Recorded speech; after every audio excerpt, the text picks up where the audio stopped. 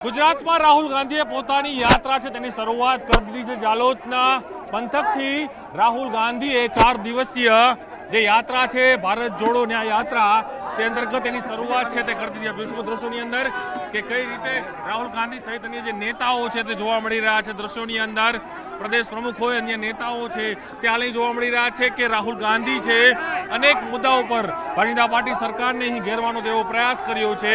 દ્રશ્યોમાં જોવા મળી રહ્યું છે કે જાલોદ વિસ્તારથી તેઓએ ગુજરાતમાં 4 દિવસ એટલે 7 જિલ્લાઓમાં આ પોતાની આખી પદયાત્રા છે તે પદયાત્રા છે તે અહીં કરવાના છે અને તેમાં અનેક મુદ્દાઓ જોવા મળશે। સૌથી મોટો મુદ્દો એ હતો કે જે ઓબીસી સમાજ અને રામ મંદિરનો ફરી મુદ્દો રાહુલ ગાંધીએ અહીં પોતાની સ્પીચમાં ઉલ્લેખ કર્યો હતો। સાથે જ સૌથી મોટી વાત એ પણ છે કે લોકસભા ચૂંટણીનું કાઉન્ટડાઉન શરૂ થયું તેની સાથે જ રાહુલ ગાંધીએ પણ ગુજરાતમાં 2017 બાદ ફરી પોતાની યાત્રા છે તેનો અહીં પ્રારંભ છે તે કરી દીધો છે। जो पहली बात तो ये है कि कांग्रेस पार्टी हमेशा જરૂરિયાતમંદ લોકોની રાજનીતિ કરી છે।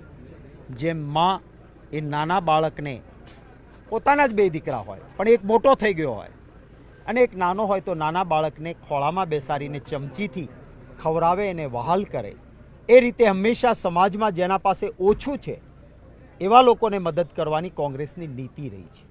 સામા પક્ષે ભારતીય જનતા પાર્ટી મુઠ્ઠીભરને માલામાલ કરે છે।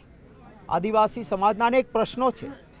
કેન્દ્રમાં કોંગ્રેસની સરકાર હતી, વન સંપત્તિ પર આદિવાસીનો અધિકાર એ કેન્દ્રીય કાયદો આવ્યો પરંતુ ગુજરાતમાં એનો પૂરો અમલ નથી થયો।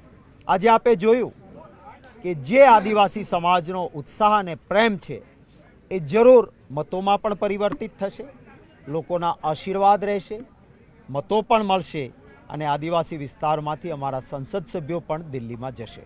હું હૃદયથી આભાર માનીશ તમામ મારા વહાલા ગુજરાતીઓનો કે આજે રાહુલ ગાંધીજી એક જનનાયક નેતા ગુજરાતમાં એમની યાત્રાનો પ્રવેશ થયો અને એક ઉત્સાહ દિલના ઉમંગ સાથે જાલોદ ખાતે દાહોદ જિલ્લાના જે ભવ્ય સ્વાગત દાહોદ જિલ્લા, જાલોદ વિસ્તાર અને સમગ્ર ગુજરાતના લોકોએ કર્યું છે એ માટે હું હૃદયપૂર્વક તમામ ગુજરાતીઓનો હું આભાર માનીશ।